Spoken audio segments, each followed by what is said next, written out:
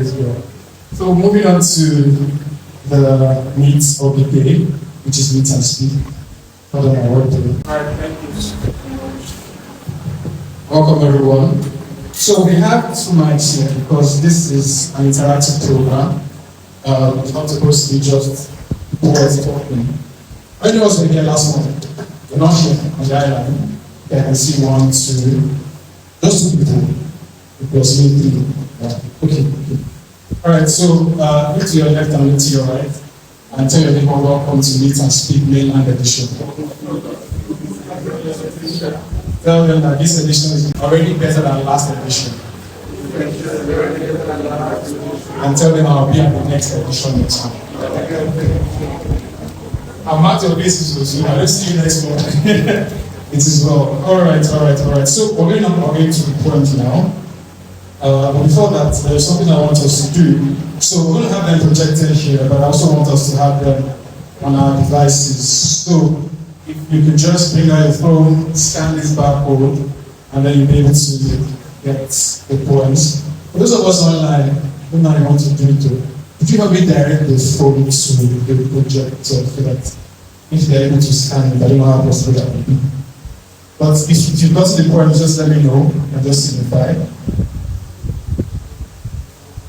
Alright, thank you very much. So, thank you very much again for coming. Yeah, thank you. So Meet and Speak is primarily a time of fellowship.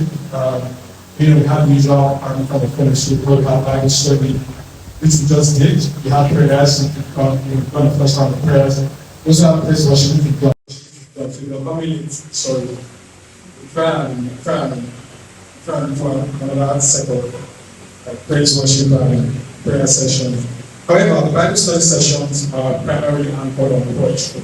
So that's the whole idea, that everyone who comes to recite a poem, and it's not just limited to the poem we write, it's also poems in scripture. We have poems in the Psalms, in Proverbs, even in Job, in Lamentations, in Songs of Solomon. We have many poems in scripture. So anyone who comes to recite a poem comes with a scriptural reference such that the audience is then able to interact. So after I recite a poem, they're going to tell me what you think about the poem.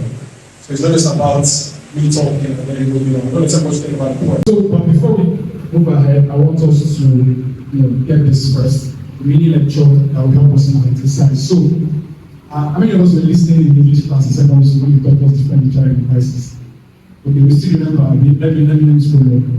So please drop your phone, don't use your phone, don't look. Which of the literary devices can you remember? Dr. Allah, please let me remember. If you can remember some, just raise your hand.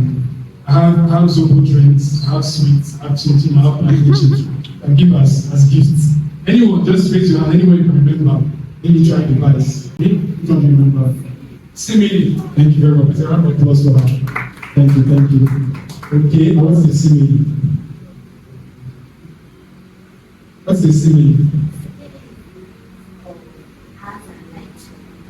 You don't need the document, you don't need to read. Okay, thank you very much. Simile. So you see a lot of points use like as to compare 2 things in the poetry. Which other one? Any other person has another literary device? I'm looking at that head, I don't know where. Let's go. We have the hyperbole. Hyperbole, Yes. nice one. So that's used to exaggerate. That's great. Very good. Very good. Thank you very much. Alright, so I guess you're not quite familiar with that. So here I have simile that we already covered, comparing 2 things degrees of like and as. Please take note though, because after we recite our points, we'll ask which one did you see? Alright, so next one is letter 4, which is a comparison that states something is like another thing without necessarily using like and as. So there's specification, which gives human qualities to inanimate objects. And there's imagery, which is to create a vivid mental picture while writing. There's alliteration. So alliteration is my personal favorite actually, which is using a lot of consonant sounds in the same line. So you hear a lot of B and Lara and something like that. Assonance is almost like alliteration, just uses vowels instead of consonants. Then onomatopoeia is you imitating the sound. So when you say crack of an egg or the squeal of the door when you open, something like that, They're trying to bring to the mind of the reader what it sounds like. Then a rhyme, which is what most everyone knows, is how we rhyme with different lines in a poem. Repetition is repeating the same words over and over again for the sake of emphasis. Irony is contrasting what is said and what is actually meant, or what is expected and what happens. Symbolism is using objects, people, or places to present abstract ideas.